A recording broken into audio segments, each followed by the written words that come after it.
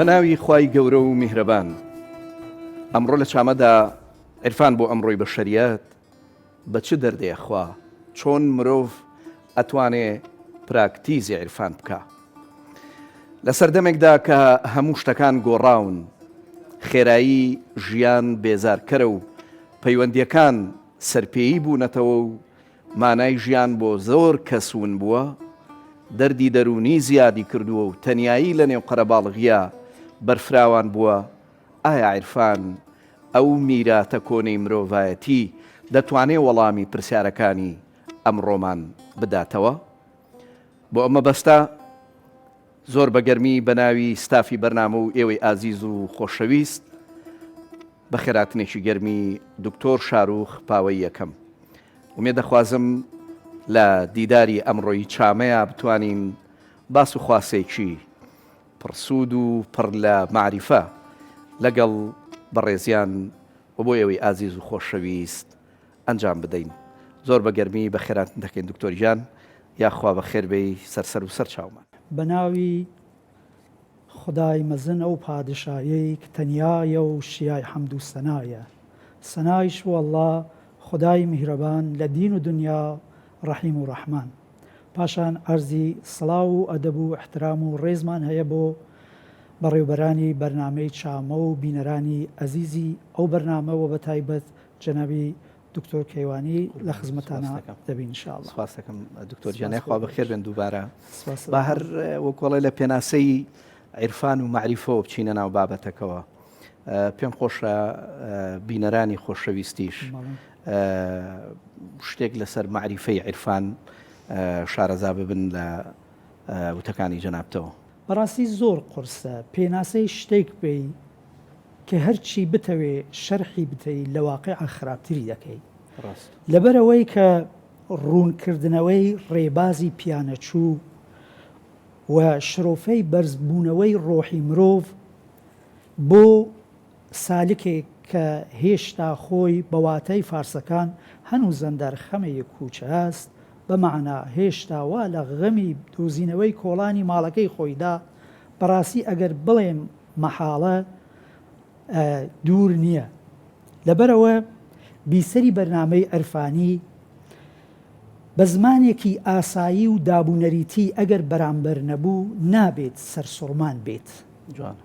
چونکە شرۆفەکارانی بەرنامەی سەفەری ڕۆحی بە زمانێکی دەرەوەی کات و شوێن و سەرۆی هەموو هەستەکان سەفەرنامەکەیان دەگێڕنەوە. ئێمە عیرفان پێم وایە زمانێکی تایبەتی خۆی هەیە، تەنانەت نەتەنیا زمانی تایبەتی خۆی، بینین و بیستنی پرۆگرامی عیرفانی جیاوازە و تایبەتی خۆیە.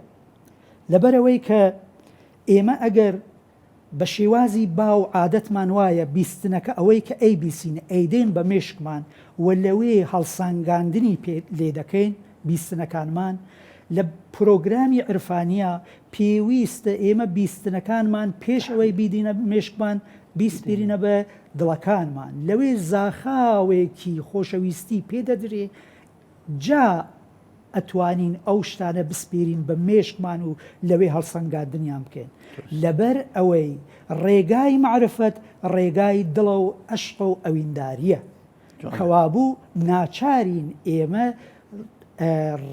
ڕێبۆ چوونەکەیچمان بگۆڕین بە ڕێگایەکی. وابزانم مەولانایە لە جێگەیەکە ئەگەر وەکۆڵە قسەکانت پێ نەبڕم، ئەفەرمێ گوشەم شەنید قسەیە ئیمان و مەسشود کو قسمت چاشم سوورەتە ئیمانم ئارەزوست.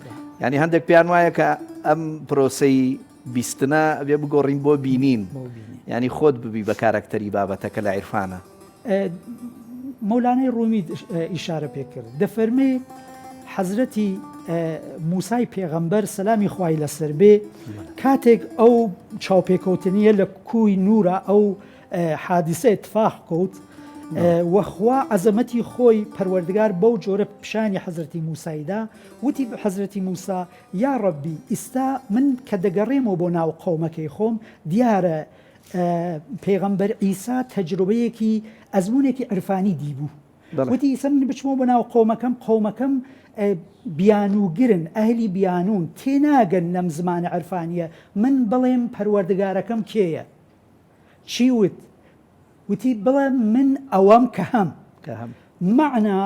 معنى پەروەردگار پێناسەی پێناکرێ لەبەر چی یعنی پەروەردگار وە زۆرێ شت کە وان لە بواری عرفانیا پێناسەیەکی جیاوازیان هەیە پێناسە بە شتێک ئەکرێ کە تۆ زاڵ بی بە ملیا مشرف بی بە ملیا مرۆڤ دەتوانێت ئەو لەپتۆبە یا ئەمرازێک کە خۆی خوڵقاندوویەتی بۆی شرۆفە بکات و پێناسە بکات بەڵام شتێک کە تۆ بە ملیا زاڵنیت ناتوانانی پێناسەی بۆ بکەیت دڵنیایەوەیە مامۆسا ئەگەر نازانم قسە لەسەر پرسیارەکەی ڕابردووما بێ ینا من پێم خۆشە ئەو بپرسم لە خزمەتانە عیرفان لە ئێستاە بە چ دەردێگە خوا ویان بڵین عیرفان ئەتوانێ چارەسەری چ دەردێکی کۆمەڵگای ئێستا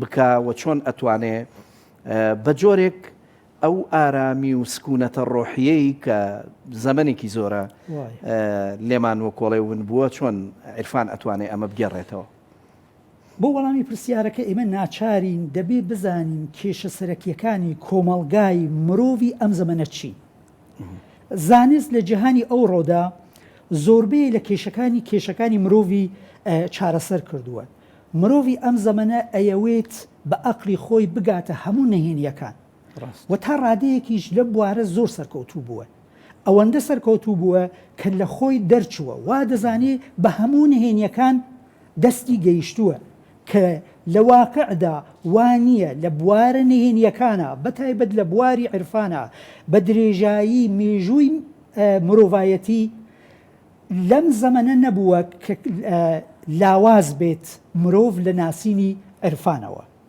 عرفان لە معریفە سەرچاوە دەگرێت ئەم زانینە دیتنیە بەرچاوە واتە شهودیە یعنی بەمعنا لە ئەزمموی بەرچاوی خودی عارفەوە سەرچاوە دەگرێت عرفان ئەیەوێت چێش بکات ئەیەوێت ژیان بە ئەزممون بکێشێت نەک وەکو زانست بیەوێت ئەقلەکان پڕ بکات لە زانست نا عارف و دەروێش ئەو کەسەیە کە هیچ کەس ناتوانێت ئەو بێئوقرە پەشێ و پەرۆش تار لێڵی بکات تەنانەت هەموو کەس لە تەنیشت عارفەوە ئەگەر بێ ئوقرەیە ئوقرە ئەگرێ پەشێ و پەرێشە هێمنی پێدەگات پیاوێکی ئەلی سەرف و نەحو لەوانەیە بیستوتانە لە سەفەرێکی دەریاییدا کە سواری کەشتیەکە دەبێ لە کەپتەنی کەشتیەکە دەپرسێ هیچ لە نەحو دەزانی لە مەسنەوی دەیگەڕێتەوە ئەڵێ نەوەڵڵا ئەڵێ دێکەوابوو نیوەی تەمەنت بە فیڕۆچوو ماوەیە دەچن کەشتیەکە تووشی تووفانە بێت و خەریکە نقمە بێ خەڵکی هەمووی خەریکن خۆیان دەخنە ناو ئاو کەپتەن ئەڵێ کابرای نەحوی هیچ لە مەلەکردن دەزانی ئەڵێ نەوەڵڵا ئەڵێ دێکەوابوو هەموو تەمەنت بە فیڕۆچوو جەوهەری عرفان ئەمەیە ئەیەوێت فیری مەلەکردنمان بکات لە چی لە دەریای ماناکانە لە دەریای نهێنیەکانە پێغەمبەرەکان سەلامی خۆیان لێبێ هاتن هەموویان یەکدانە پێغامی گرنگیان بوو ئەویش ئەمەیە کە بە ئێمە بڵن ئێوە بۆ بەختەوەری ئەبێ دەریایەک بە درێژایی مێژوو تەمەنی مرۆڤ تێپەڕ بکەن ناچارن لەناو ئەو دەریایە مرۆڤ مەلەوانی بکات وەکێیە کە یارمەتی مرۆڤ دەدات بۆ مەلەوانیکردن و بۆ ئەوەی مرۆڤ بگاتە کراخی دەریای بەختەوەری عیرفانە کە لە نهێنیەکان ئاگایەوە دەتوانێت پیر و ئۆستاز و مرات دەستی مرید بگرێ بە مەلەوانیکردن لەگەلیا بیگەینێتە کراخەکانی دەریای بەختەوەری لەبەر ئەوەیە مەولانا دەفەرمێت تەیە ئین مەرحەلە بی هەمڕەهیە خێزر مەکۆن ظلمات هەست بتەرس از خەتەر گومڕاوی ئەم ڕێگایە مەبڕە بە بێهاوڕێتی حەزرەتی خزر ڕێگایەکی زۆر تاریک و تەماویە بترسە لە خەتەری من سپاسی جەناب دەکەم شعرێکمان هەیە هی جەنابی نالی کە هەر لەسەر ئەم بابەتی عیرفان و معریفەی عیرفانیە پێشکەش بە جەنابەت و بینەرانی خۆشەویستەکەین و ئەگەڕێنەوە. خۆشا ڕەندێ لە دنیا بێ موبالات و مجەڕەت بێ، بە ڕۆژ زیندەی جەماعەت بێ، بە شەو مات و مجەڕەت بێ، بە سوورەت جەلوەتی غەرقی عەلایق هەر وەکو خەڵقی، بە مەعنا خەڵوەتی مەستی مناجات و مجەڕەت بێ.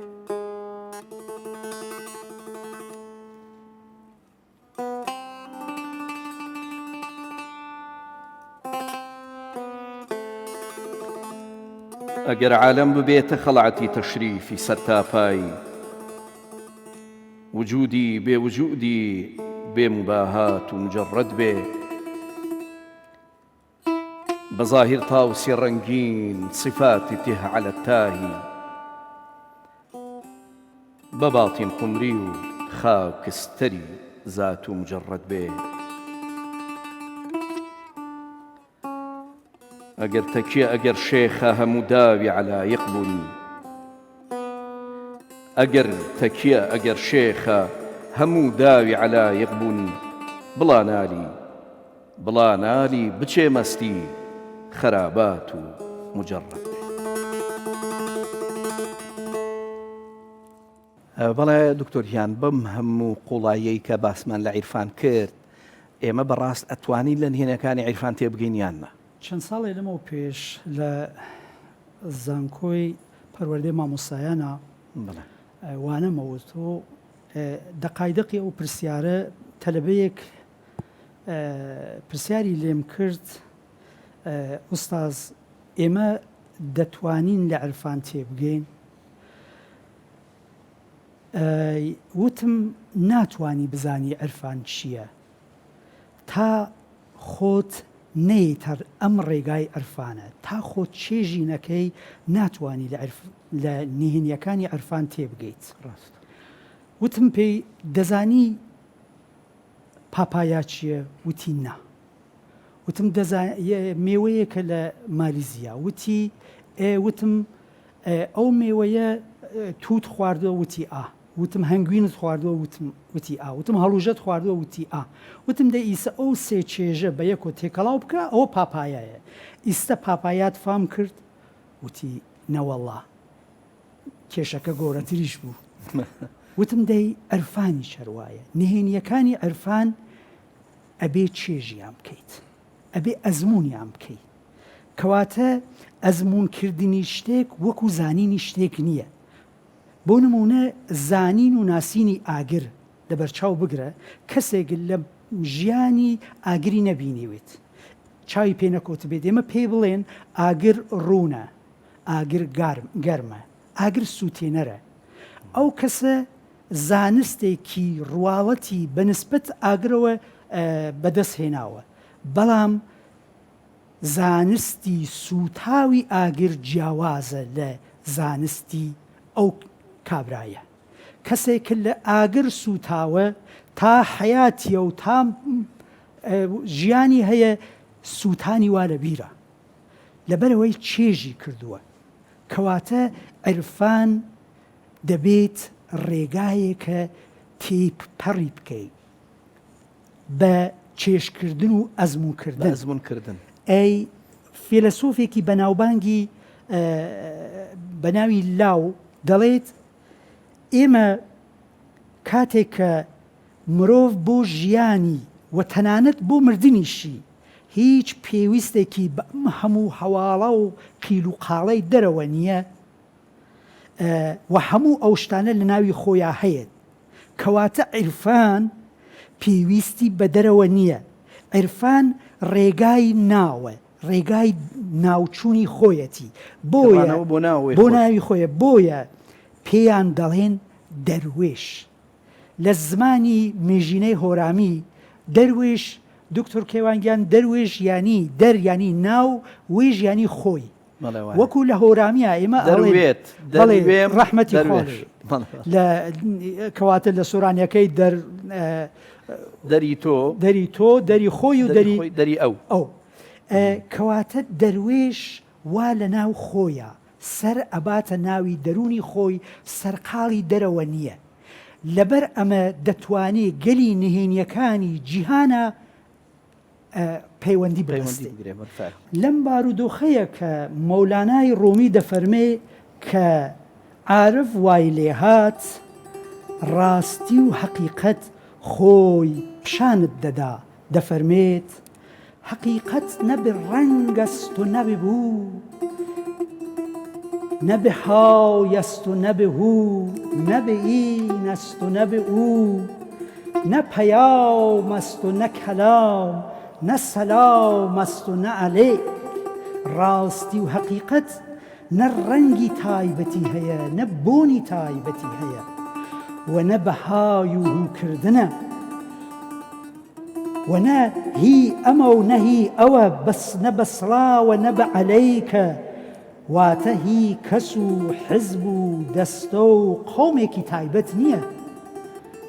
نە سپیدەم نە سیاهم نە چونانم کە تو گویی، نە چونینم کە تو خانی، نە هی سپیم و نە هی ڕەشەکانم، نەوەهام کە تۆ دەیڵێت و نەوەهام کە تۆ بانگەواز دەکەی بۆ لای، نە بە زەنجیرە کەسی بەستەم و بەردەی دینەم، نە گرفتار و ئەسیرەم، نە بە زەنجیری تاکە کەسێکەوە بەسراومە تۆ، و نە عەبد و کۆیلەی شەرع و دینێکی تایبەتم، نە حەقیرم نە فرستادەیە پیرم، نە بە هەر خاونەقە و مەسجد و مەیخاونە فەقیرم، نە بێڕێزم نە ناردراوی کەسێکم، نە بێ قەدری هەر مزگەوت و خانەگا و مەیخانەیەکم.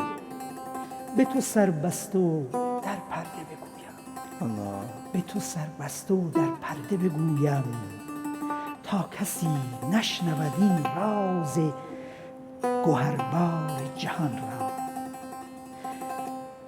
به تو سوگند خود تو جان جهانی، خود تو جان جهانی، خود اویی خود اویی خود اویی به خود آی. به تو داخراوە و لە پشتی پەردەدا دەیڵێن تا کەس نەیبیسێت ئەم نهێنیە گرانبەهایە. قەسەم بەخۆ خودی تۆ گیان و ڕۆحی جیهانی، تۆ هەر ئەوی تۆ هەر ئەوی تۆ هەر ئەوی بەخۆ تابێ، واتە تۆ خەلیفەی ئەوی، لە دەرونی خۆتەوە بە ئەو دەگەیت.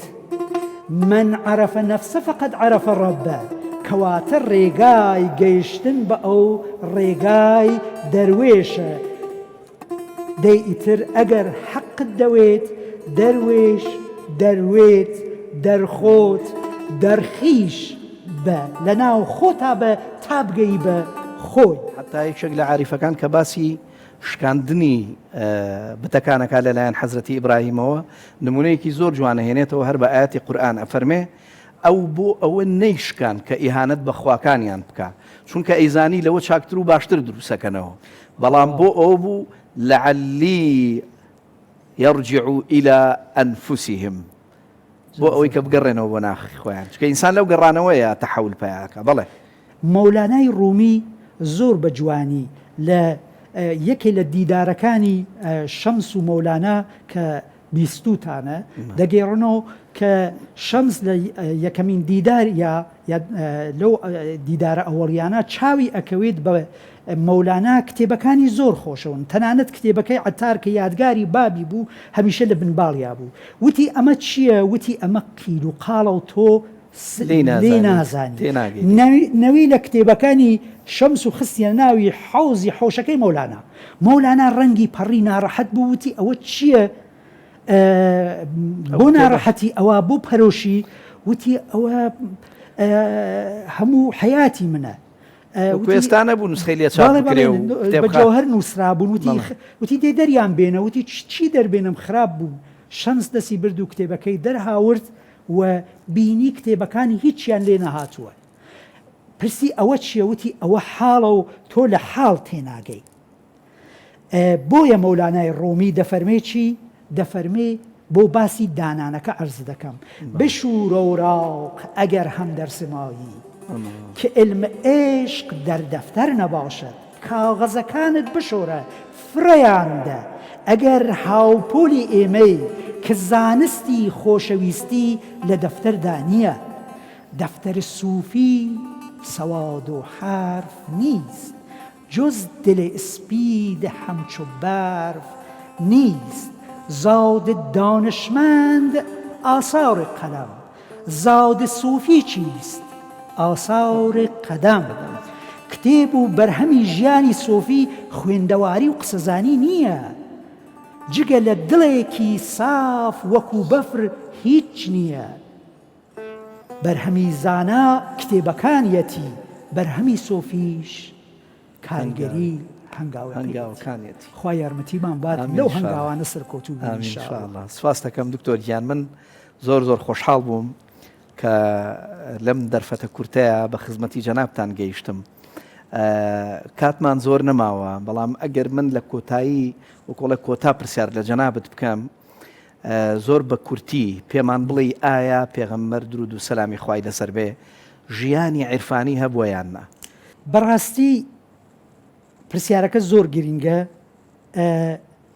دەبێ بیر لەوە بکەینەوە کە پێغەمبەرگیان لە تەمەنی 40 ساڵ بەر لە پێغەمبەری چی دەکرد دەیخۆ ئەو کاتە ئاینی ئیسلام نەبوو واتە نوێژ و تاعەت و عیبادەت بەو شێوازە نەبوو بە خەڵکی چی دەگوت دیارە پێغەمبەر لە ڕووی سیفەت و بەچی بەناوبانگ بوو لە ڕووی ئەوە ئێمە دەزانین پێغەمبەرگیان سەلامی خوای لەسەر بێ بە سدیق و بە ئەمین بەناوبانگ بوو 40 ساڵ پێغەمبەرگیان هەنگاوی لە ناوی خەڵکە بە ئەخلاق هەڵگرت کە سەلماندی ئەمینە سدیقە کەواتە ئێمە دەبێ بزانین هەنگاوی ئەوەڵی پێغەمبەر بۆ دەعوەتی خەڵکی بەرەو لای دین هەنگاوی ئەوەڵی 40 ساڵ خایاندی ئەویش بە ئەخلاق و ڕەفتار و بە هاوسەیەکردن بە یارمەتیدانی خەڵک بە گیان و بە ماڵی بەڵام بەڕاستی ئێمە لە کۆمەلگای ئیستەدا من بە عنوانی کەسێک دعای عرفانەکە و ئەوانی تر کە دەعوەتگەرین ئێمە چیمان کردووە ڕوومان هەیە بڵێن سەلماندوومانە بە خەڵکی کە ئەهلی ئەمینی و سدیقی هەین ئەمە جێ پرسیارە بەڕاستی خەجاڵەتبارین ئێمەی عارف حازر نین بەرامبەری خۆمان ئەگەر یەکگرتووە کۆمەڵە حزبێکی تری ئیسلامیە سەلەفیە بە مولحدی بزانین و ئەوانی تر هەر بە کافر بزانین اینجا بمانەوێت خەڵکی دەعوەتکەین بەرەو لای ئیسلام شتی وە ناکرێت جۆری نایێت ئەبێت زیاتر خەمی خۆت بێ و خەریکی خۆت بی خەریکی پاکردنەوەی دڵ و دەروونی خۆت بی زۆر جار عاریفان ئەو شتیان بۆ پێش هاتووە کە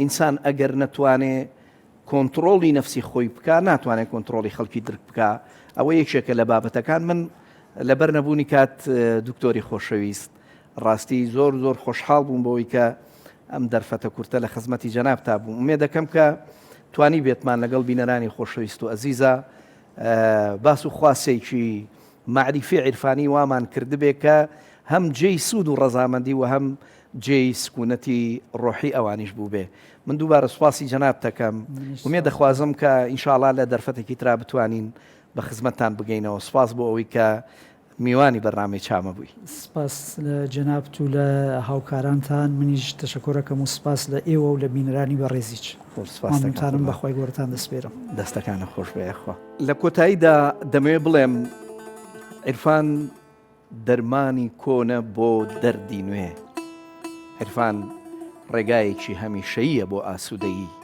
بۆ دۆزینەوەی مانا بۆ تەنهایی و چێژوەرگرتن عیرفان هیوایەکی جددیە بۆ داهاتووی بەشەریەت بەم شێوەیە عیرفان فێرمانەکە کە چۆن لە نێو پەلەپەلی ژیانی نوێدا ئارام بین چۆن لە ژیانی خێرادا مانا بدۆزینەوە چۆن لە کۆمەڵگای دیجیتاڵدا و خێرایی و ڕۆتینە وەکو مرۆڤ بمێنینەوە تا بێگەیشتنەوەیکی تر هەمولایە بەخوای گەورە سپێرم خواتان لەگەڵ ماڵتانەوە.